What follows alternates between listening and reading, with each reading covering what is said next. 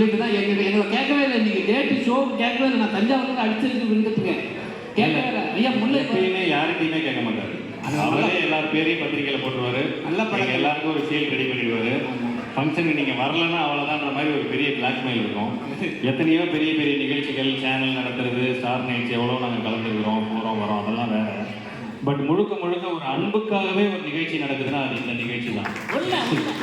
அவருடைய அன்புக்கு மட்டுமே கட்டுப்பட்டு எந்த எதிர்பார்ப்பும் இல்லாமல் அவரை ஆனர் பண்ணணும், அவருடைய அந்த சந்தோஷத்துக்காக வந்து பங்கேற்கணுன்றது தான் எங்களுடைய நோக்கம். இதில் எங்களுக்கு பெருசாக நாங்களும் பிளான்லாம் பண்ணலை. அவருடைய அன்பு அந்த ஒரு அன்புக்காக மட்டும்தான் அந்த மேடையில் இருக்கும். நீ சொன்ன மாதிரி எல்லாருக்கும் இப்படி தான் சொல்லி கூப்பிட்டுருக்காரு. அம்பாள் ஆசீர்வாதம் உங்களுக்கு இருக்குங்க, நிறைய இருக்கு உங்களுக்கு. அம்பாள் ஆசீர்வாதம் மட்டும் இல்லை, அன்பால் ஆசீர்வாதம். அடடா சரி ஐயா, இப்போ தப்பா நினைக்கலாம். இந்த 2 நிமிஷம் அண்ணெல்லாம் என்ன பேசாலும் தப்பாக தான் நினைக்க போகிறோம். விடப்பா டிஎம்எஸ் அண்ணா இப்போ கஷ்டப்பட்டு நீங்கள் அவர் ராஜா சார் பாட்டு போனேன்.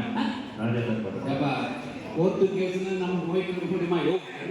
கோர்ட்டு பக்கத்துலேயே வச்சுருக்கான்.